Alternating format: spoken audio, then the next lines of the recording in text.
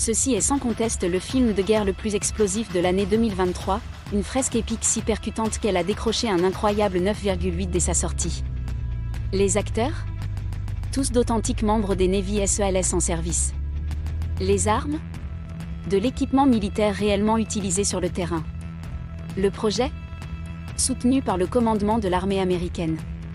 Et surtout, inspiré d'une histoire vraie. Autant dire que c'est l'un des films les plus intenses que vous verrez cette année. Alors ne perdons pas de temps, le récit commence. Une équipe d'élite des SEALs contrôle un point de passage crucial, inspectant les véhicules qui traversent. Un chauffeur afghan, un vieil homme têtu, n'a aucune envie de se laisser marcher dessus par les soldats américains. Les soldats, voyant qu'il refuse obstinément d'obéir, décident de l'arracher de force de son camion. Une fois à terre, le vieil homme n'ose plus s'approcher du véhicule. Il recule, encore et encore. La seconde suivante, le camion se transforme en boule de feu. L'explosion est foudroyante. Un interprète et un soldat meurent sur le coup. Ce n'est pas une scène de cinéma. C'est un fait réel, arrivé en pleine zone de guerre. Les SEALs n'ont même pas le temps de faire leur deuil, une nouvelle recrue leur est aussitôt envoyée. Le capitaine John se contente de quelques mots d'accueil. Il manque d'hommes, alors pas le temps pour les formalités. Il ne manque plus qu'un interprète dans l'équipe. Le haut commandement recommande fortement un homme surnommé le Chauve. Son caractère est solide, presque rugueux, mais il maîtrise 8 langues, et son expérience opérationnelle est impressionnante. Il a participé à de nombreuses missions, et il est toujours revenu vivant. Pourtant, John le traite comme un bleu. Ce qu'il ignore, c'est que la droiture et le calme du Chauve témoignent d'une efficacité redoutable. Les événements à venir vont d'ailleurs le confirmer. L'équipe se rassemble et repart immédiatement. Leur mission, retrouver un dépôt de tir de roquettes talibans. Ces dépôts ont déjà fait échouer plusieurs missions, et tué de nombreux soldats américains. La tâche de John est simple, les exterminer. Selon un renseignement fiable, ils arrivent devant une maison aux portes closes. Le Chauve affirme connaître parfaitement cet endroit, ce qui surprend John et renforce sa détermination à fouiller. La porte s'ouvre sur un homme ordinaire, qui semble connaître le Chauve. Il assure que rien ici ne concerne les Américains. Le Chauve le croit. Mais John insiste. Et face à l'insistance de l'armée américaine, personne ne peut dire non. Quand ils entrent, la stupeur est totale. Le renseignement est faux du sol au plafond, ce n'est pas un dépôt d'armes, juste un lieu où des locaux fument du cannabis. Humiliation totale. L'équipe fait semblant de rester professionnelle et repart au camp pour se réapprovisionner. La nouvelle recrue affirme alors posséder une information sûre. À 50 km de la base, une mine servirait de dépôt de tir taliban. Il a même planifié tout l'itinéraire. John n'hésite pas et repart, l'escouade entièrement armée. Mais en cours de route, à un croisement, le Chauve ordonne l'arrêt du convoi. John se met immédiatement en colère. Selon lui, le Chauve n'a aucune autorité pour interrompre l'avancée. Pourtant, le Chauve a une raison solide, la recrue ne devrait jamais passer par cette route. À moins qu'il ne cherche à les piéger. Il prétend que des pluies récentes ont détruit l'itinéraire principal, mais le Chauve, qui connaît la région, sait que c'est faux. Il en déduit que la recrue pourrait être une taupe talibane. Mais John refuse d'y croire, la recrue a passé toutes les vérifications. Face à l'entêtement de John, le Chauve refuse de continuer la mission. Pour le faire taire, John lance un drone et envoie 2 soldats en éclaireur sur les hauteurs. Pendant ce temps, le Chauve se rapproche de la recrue, soupçon plus présent que jamais. Les soldats en hauteur ne voient rien d'anormal. Le drone non plus. Mais soudain, la tension explose. Quand John arrive, il découvre le Chauve pointant son arme sur la recrue. Le Chauve affirme, avec un instinct quasi animal, que la recrue est bien une taupe. John n'y croit pas et désarme le Chauve. À ce moment-là, la recrue parle enfin, les talibans détiennent sa famille. Il a été forcé de coopérer. Et le drone confirme alors l'impensable. 8 km en avant, un véritable couloir de la mort taliban. Le Chauve avait raison. Encore. Sa désobéissance a sauvé toute l'escouade. Le lendemain, un officier supérieur arrive, porteur d'informations top secrètes. À plus de 100 km, un immense dépôt de tir taliban a été localisé. Trop loin pour un soutien aérien efficace. Cette fois, ils devront se débrouiller seuls. Arrivés à la mine, les SEALs contrôlent immédiatement tout le personnel. Le responsable affirme qu'il se trompe d'endroit, Selon lui, un autre site, 1 kilomètre plus loin, serait celui qu'il cherche. Mais à l'intérieur du bâtiment, un taliban prévient déjà son commandement. Des renforts sont envoyés. Le chauve comprend immédiatement que le responsable ment. Il demande à John de fouiller toute la mine. En bas, les soldats arrêtent plusieurs suspects. Le sniper se place en altitude. Puis, dans une petite pièce, les soldats découvrent des caisses entières des AK-47. La tension monte. John, avec le reste des hommes, avance vers la salle de contrôle. Ils entendent des voix. En entrant, ils tombent sur l'horreur, des dizaines de vestes explosives. Et des talibans en plein enregistrement vidéo. C'est bel et bien le fameux dépôt. Ils demandent le soutien aérien, mais doivent éliminer les ennemis avant tout.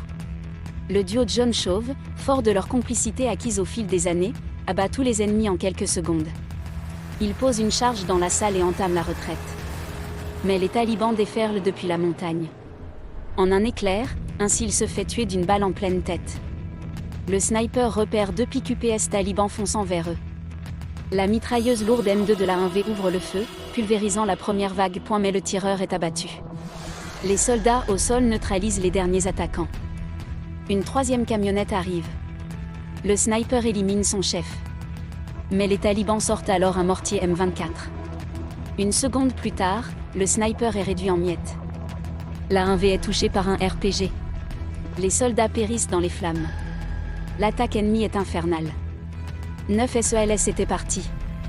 Ils ne sont déjà plus que 4. John ordonne la retraite. 2 véhicules foncent hors de la zone. Mais un pick-up est soufflé par un tir de mortier. John n'a d'autre choix que d'accélérer encore, fonçant jusqu'à enfin sortir de l'encerclement. Le dépôt explosif taliban est détruit, mais le prix payé est terrifiant, 7 SELS sont morts. Et les talibans lancent la poursuite. Le chauve tente d'appeler le commandement, silence total. Ils abandonnent leur véhicule et s'enfoncent dans la montagne. Les talibans les traquent.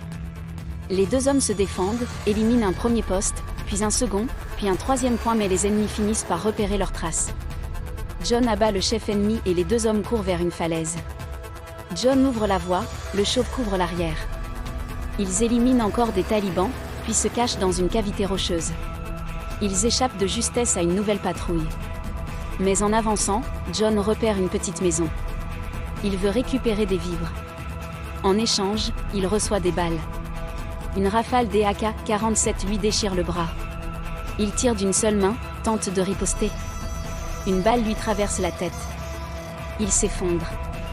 Les talibans en profitent pour le capturer vivant, ils veulent filmer son exécution. John, blessé au crâne, ne réagit plus. Il se laisse faire. Il pense que c'est la fin. Et soudain, le chauve surgit. Il élimine tous les talibans.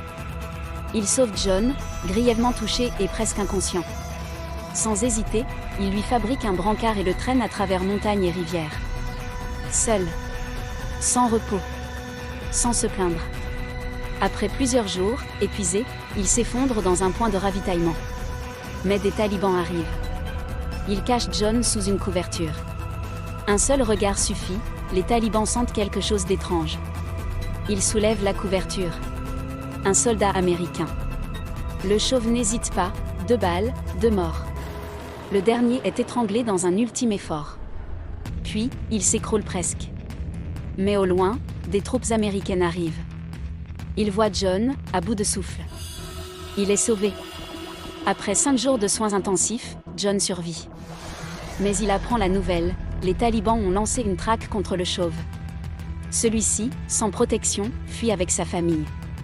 John est rongé par la culpabilité. Personne ne sait où se cache le chauve. Sauf son frère. Mais ce dernier collabore avec les talibans, il ne peut intervenir directement.